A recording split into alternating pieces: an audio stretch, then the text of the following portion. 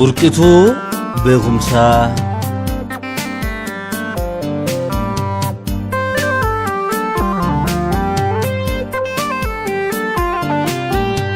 Burqituu beekumsaa. Sirna abbaa lafaa sirna of tuultotaa baran jirre ifaan bara dhugaaf dharre addan baane bifaan. Abbaa dhadhaa dammaa abbaa loon aannanii abbaa hoolaa re'ee warra gaalaa gaangeen horee guuteqee. Oromoo abbaa fardaa Oromoo abbaa kormaa koree itti wal taree waraabessi ormaa. Oromoon barate boru nu miidhatti jibba labsatanii firaa fi fiixatti sodaa waan qabaniif barnoota irraa eegu odoon baratinuu sammuun Oromootaa hamma gahu beeku. Sabni otoon barin seeraa sirna gadaa sammuutti qabatee gaafa dabalataan barnoota argatee ofiif naannoo ofii beekuuf tattaafata. Yoo beeke immoo bultii teenya galaafata. Malee argaan dhiisu waan isatti daba. Dhaloonni barate ofirraa nu qaba. Otoo nun dursina jedhanii duubat nu dhiibanii haqa keenna dharaanii dhugan dhimbiibanii. Roorroo jiru kan ofirraa faccisaa takka harkaa fuudhan takka ofii hambisaa haa jiraatuu malee ummanni hin baranne hawaasni barnootaan sammuu fi hin qaranne fala saayinsawaa kaa'uun waan rakkatuu fi karaa sirraa waan irratti bahuu too rakkatuu warri adiin addunyaa dursanii sammuu beekumsaan waan hin qaratanii fi ijoolleen Afrikaas akka baratanii fi arjooma mallaqaa fi humna namaa taasisaa dhufanii manneen barnootaa banuutti fufanii. Erganni jiraa kun waan biraallee tahuu gaafa carraan kun dhufee Itoophiyaas gahuu mootonni abbaa irree gubbatti qabanii bakka ofii fedhan qofattiin dabanii otoo warri adiin ittiin beekne dharaa ilmaan isaanii fi ergamtoota jaraa qofaaf mijeessanii kophaa itti baraa. Farra otoo yaadduu barnootaan cinatti faranjiin amantiis facaasuu barbaaddu naannoo murtaa'etti hafuurra daangoftee ergama fi guutuuf biyyarra naannoftee diimaa agarsiiftee dhiibbaa itti gootee warra Oromoo moo'u faranjoonni mootee bakka jarri hin feenetti man barnootaa bantee hawaasa dheebote barsiisuu eegaltee guutumaan guututti yoo hin taanes qoonni dhibba keessaa takka carroomee dhaloonni mi'a barnootaa diinni afaan qabe ka beekkate beekee dhandhamuu jalqabe. Manneen barnootaa gaafas ijaaramee atin taatu bahii otoon jedhin barnoonni laatamee ilmaan Oromootiif hiree ta'e irkoo man barnootaa Adventistii kuyyaraa isaan keessaa tokko. Gaafa barnoonni Oromoodhaaf fafaa lafa arsee irratti isatu hangafa. Ta'ullee mishiiniif ergamni lammataa amantiis barsiisuu of keessatti hammata. Waan ta'eef gaafasis qormaannin jabaate amantiif barnootas hin barannuu taate. Akkuma Oromoo obboleewwan kaanii warri mandoo sikkoos kan bulu gadaani gadaa naga waaqaa lafaa tiksee dhiyaa fi bariisaa waaqaaf waaqeffannaa akkamitti dhiisaa anin dhiisu uumaa hin gatu ateetee na rakkisuu dhiisi laganatti ceetee. Ateetee haadha waatee ati maal jetta faantu nabbaate. Ateetee ilaala kullaa nuumaan bullaa hin feenu qullaa. Jedhaaf haa abaaruu dhiibbaa san arganii waan kanaan wal makeef barnootas shakkanii namni ilmaan ofii achi ergu dhabamee walitti seeratee barnoota adabamee ta durbaa heerumtee ta dhiiraa haa fuutu ilmaan teen kennini barnootaaf hin duutu jedhee diddidullee garri caalumamee akkuma bubbuluun gariin hawwatamee tokko ofii fedhee gariin fedhamaatii guutuuf itti galee erga keessa seenee fedhiinsaa dabalee adaa barnoonni akkana mi'aawaa adaa barnootaan waa hundi mijaawaa ka wallaalaan lolan barnoonni adaa qawwee jedhee hiree kana kaawwaniifis hawwee ofirraa jalqabee maatii amansiisuun bu'aa barnootaa hawaasa barsiisuun hanga barbaadame yoo hin taanes garuu kagalee waan galeef faayidaan waa baruu harka wal qabee barnootatti galee gurmuu walii ta'ee miseensi dabale. yoo duune seenaadha jiraannu galataa hanga yoom gaadi'ee ormi nuun taphataa kiyyoo isaanii cabsaa beekumsa facaafnee oromiyaa guutuu akka ilmaan oromoo harka barnootaatiin nagaya wal fuutu nullee ilmaan arsee ilmaan mandoosikoo qooda keenna beeknee egeree oromiyaa qaroomaan akeeknee dhaloota of bare uumuudhaaf nu marti barnoota taakaafnu dhiiraa fi dubartii jedhanii bara 1943 irraa qabee riphanii barsiisuun dhoksaadhaan jalqabee barsiisuu eegalee manaa fi manatti ka dhoksaan barsiisan kanaanin alatti mana barnoota adventistii kuyyaraatti warri baratanii nama hedduu ta'anii waliin mari'atanii namni lama didus kuuwwan wal ta'uudhaan bakka gahuu malan walumaan gahuudhaan warra sirna sanii odoo itti iyyanii odoo kadhatanii waggaa hedduu booda eeyyama argatanii eeyyama argatanis yoo eeyyamni kun hojiitti hin hiikamne diina duraan feeneen of duuba deebi'ee akka hin diigamne waan of qopheessanii qophaa'aniif duraa barana barsiisaa bara ittaanu baraa aarsaa kafaluudhaan tolaan of kennanii morkaan imaluudhaan meeshaa deeggarsa barnootaa faranjiin gootee fi jararraa argataa seenaa lafa keetteerti barsiisaa barataa barasanii bara aduun qaroominaa nama hundaan baane bara hundi dammaqee wal fakkaateen kaane ijoolleen mana barumsaa bultii kuyyaraatti yoosan baratan waliif muratanii saamunaa lamaa torbaanin kennamuuf keessaa tokko qusatanii deebisaa gurguraa mallaqa kuusuudhaan sumunii ji'an faranjiin kennituuf sanis walitti dabalaa walirra buusuudhaan durbi oromoo kadhoo waan uffattuufi kakadhoo uffatte ormi waan tuffattuufi tuffii san hambisuu fi horii sassaabanii maabara qexxaa waan jedhu dhaabanii kadhoo irraa mulqaa durba qexxaa itti bitaa qexxaa uwwisanii man barnootaa fidaa barsiisuu dandeette sababa jaraatiin durbi takkaa lamas taatu barnootatti seente. bu'aa bayii hedduu booda dadhabbiin milkaa'ee namni 1700 olii barachuuf galmaa'ee akkuma barsiisaa barachuu itti fufteen Haayile Sillaaseen hawaasaa dhaquudhaaf karaa kana dhufa dubbiin jettu dhufte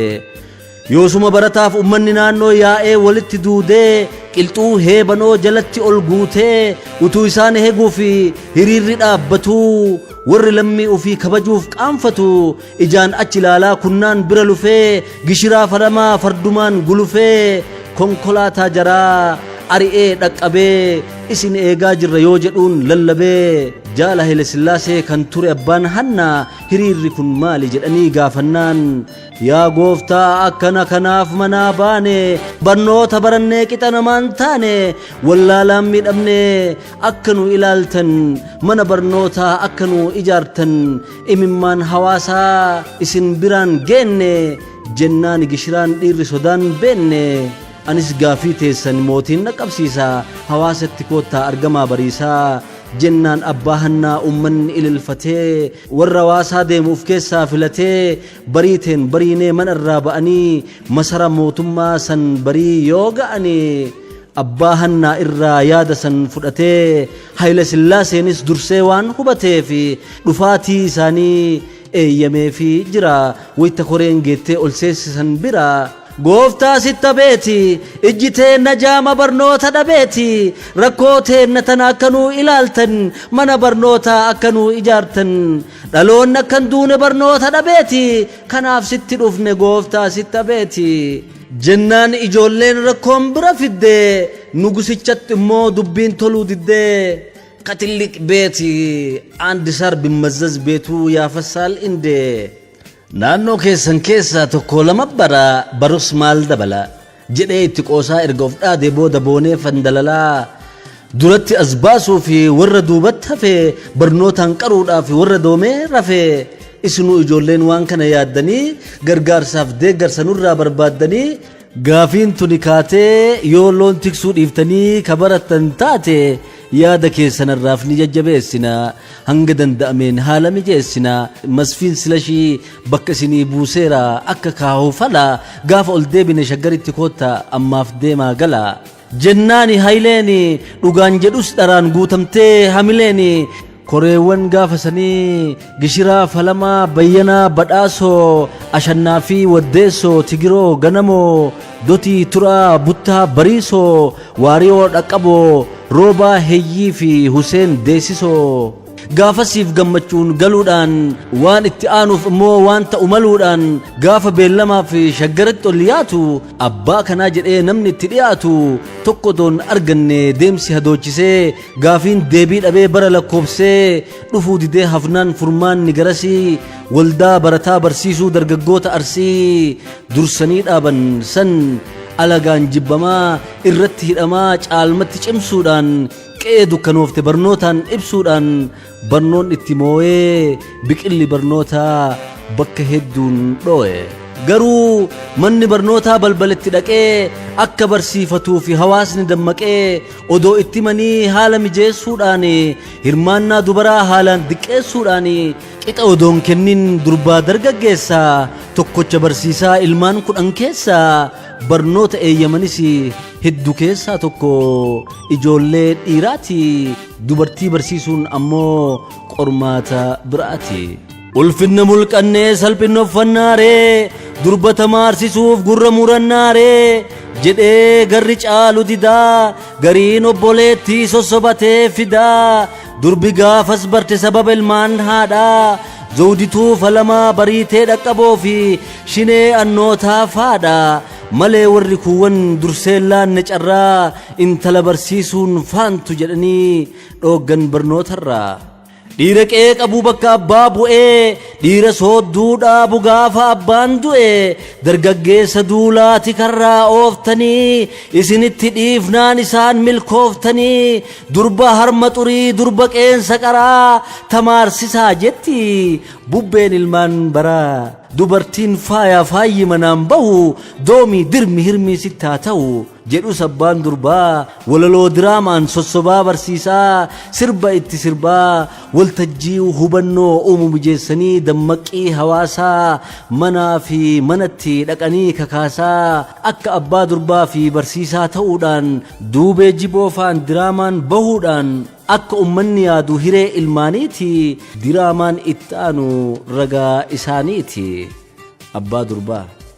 bineensatu nyaateef laga lamaa labee anka galuu miti dharrooti yadhabee nuuffafa bade hin tamaattiin durbaa kaadhimamtee jirtii gad laabaasi gurbaa dharro abbaa kiyyaa boo heerumni seerumaa garuu gara boodaa baradhee heerumaa timirtiitti dhiisi jettu kana dhiisi obboleeyyan tiyya taafte barsiisi. abbaa dharro intalti tamaartee uguruu hin geettu yennaa geetteerumtee ijoollee hadeettu hujii mana keessaa haadhatu barsiisa irsaasii miti siinqee qabachiisa yookii ufii du'aa yookii si ajjeesa tokko keessaa bannee dharroon gannaa baasa. barsiisa durbi yoo baratte gadi qabaa baati buddeena argattee qixa namaa taati namni waa barate daraboodhaa oli abbaa haa barattuu dharroon dhiisii gali. abbaa dharro waan hambi hin qabne aada malee fidde heerumaa gurgura gunnuunfattee didde ana abbaa dharroo afoo dhaabbattanii eeganaa morkitan nyaara aadattanii bakka itti galtu haa laallattuu malee maarreega jettan ani dhiisee galee. bifa kanaan illee yaalanii dhibnaani eeyyama ummataa argachuun cimnaani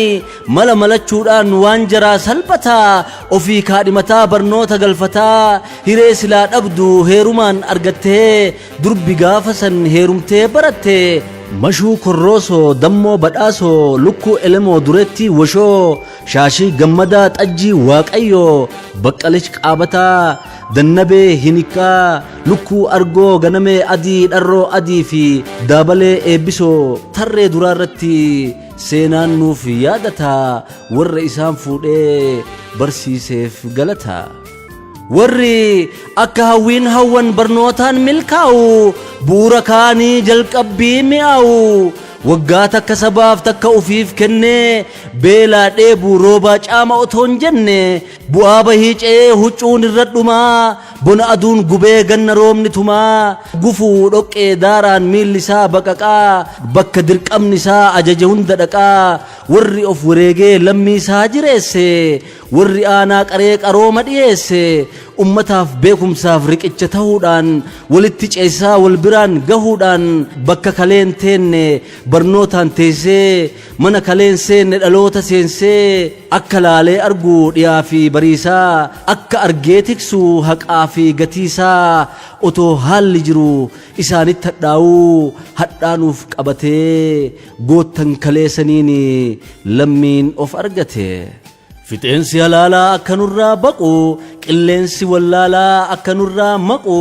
waldaa barataa barsiisuu dargaggoota Arsii kana gabbisanii warra seenaan duune dafqaan hambisanii harraan gahan keessa daaddaa tamaarii fi daaddaa astamaariin ummataaf addeessa. Kuyyara ganda tamaarii keessa jiraataas gahanii yoo ko'umatan isaan bira dhaqaa ko'ummaa bahanii. Isaantu ummataaf fiiguudhaan turjumaanataa afaan faa hiikuudhaan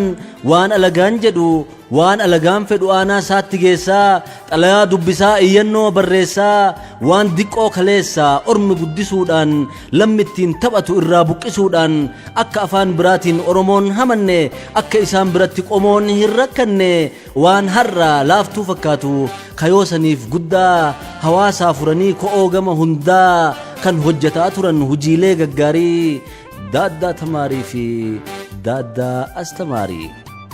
Barataa barsiisuuf warri manaa ba'ee gariin bakka dhaqetti abbaa maatii ta'ee waanuma jalqabe hojjetaa dhufuudhaan achumaan barsiisaa ta'ee itti fufuudhaan hamma beekumsaa fi dandeettiin isaa ga'een ofii fi ummata ofii gargaaruu danda'ee otoo daaraan chookii xurii itti ta'uu harka isaa luqqisee warri dafqa ofiitiin dhaloota kunuunsee dhaloota guddisee gufuusan kaasanii goraasan ciranii guduunfaa beekumsaa dhalootaaf hiranii dukkana keessaa baatanii ba'uudhaan madda buddeenaa fi jireenyaa ta'uudhaan warri nu qabsiise waan ofii qabate waldaa barataa barsiisuu san keessaa dhalatee barsiisummaa filee lammii jabeessatti siidaa dhaabbateera seenaa san keessatti. Turtii booda dhugaan sun dhugoomee hawaasnis hubatee barnootaan firoomee ta duraanii caalaa sabni isaan dhagahee isaanitti hiriiree isaan faana bahee barsiisaaf tumsanii ba'aa irraa baataa haawwanni soorata barsiisotaaf laataa utuu namuu arjoomuu rakkoo jiru waan danda'een furee warri adda dureen mana barnootaatiif lafa ofii muree ka akka tufaa kojii argoo buuqaroo saafoo buxxiyyee badhaasoo iidoo duubee gammadii korroosoo waashoo badoo idoo hinikaa bulliyyee washoo jaarraa wogee kajawoo hin seene meexxoo fi isaan kan biraadha. Ardaa dheedaloonii coqorsaa fi wiixaa maqaalaaf allaanduu ofii irratti mana barnootaa akka gadi dhaabdu seerri isaan dirqee dirqamnotoon jirre fedhaan of kenninee waan qabnurraa hirree gabayaa qaroomte ilmaan teenna fiduu fi waan nuuf ta'ufillee waan nuun taane diduu fi furmaanni barumsa ta'uusaa beekanii mana barnootaatiif lafa wareeganii dhaabni isaan dhaaban yoomillee hin kufu manneen barnootaa suni yaadannoo isaanii ta'ee itti fufu.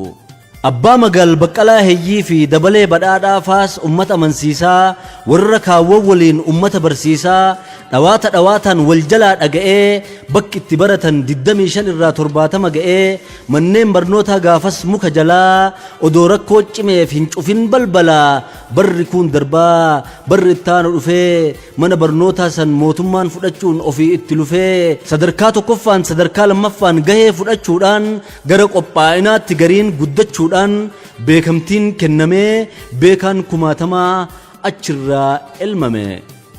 Muka jala taa'ee dafqa ofiitti cobsee warri gaafas baree waan jirundaa obsee qormaata hulluuqee mo'atee bahuudhaan Oromiyaa dhiisii addunyaaf gahuudhaan akka warra ebaluu jedhaa kan hawwinu doktora injiinara piroofeesara hedduu maatii tokko keessaa argamee arginu mana tuutayyootaa of keessatti hammate warra hiddi isaanii barnootaan gabbate ebaluuf ebaluu bu'aa gaafasiiti jiruu jiraachisu du'aa kaasaniiti buddeenaa fi maqaan isaanii yabbicha kan warran barannee mootiinuu garbicha jedhaa warri nuti faaruudhaan haleellu odoo ta'ee isaan ta'uuf kan kajeellu beekumsa dagaagee abbaa hedduu gahee walda dargaggoota kalee santu dahe walda san keessaa duungoo qabsiifatee warri gaafas baree ilmaan barsiifatee beektonni faca'an addunyaa maratti beekumsa nuun malu saamamnus karatti sammuun bibilchaa taane madda sanii madde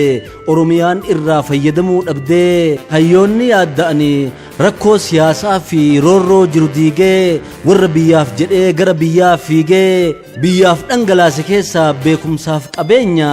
namoota hedduutu oromoof fakkeenya akka faana dha'ee seenaa san argadhu akka argee argadhee dhugaa san qabadhu akka walaloodhaan seenaa san gabbisuu akka seenaa san dhalootaaf hambisuu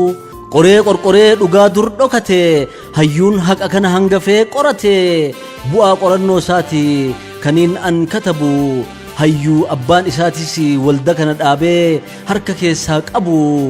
Dr. Gammachuu Abrahaam Kurfeessaa maqaa seenaa kanaatiin cimsee galateessa kallattiinis ta'ee karaa naannawaatiin namni akka waa baruu warri waldaa kanaaf qooda qabdan maruu hunda waamuu dhabus maqaa keessan jajaa isiniif kenneera ulfinaaf kabajaa kanaaf kana kaasee afaan kiyya guutee ijoolleen kalee salaagaa diinaa buutee walda kalee dhaabde santu alagaa agabsee gufuu ormi kaa'ee barnootaan caccabsee dawaa dhibee sabaa ittiftuu balaasaa beektota ijaa fi dhikkiftuu hawaasaa taatee kan boonnuun maddi sun madduudhaan margan barbadoofne qarooma marguudhaan burqituu beekumsaa oromoodhaaf malu akka taate ragaan oomishachi galu barreessee kan dhiyeesse barreessaa Amaan Nyafarooti horaa bulaa galatooma.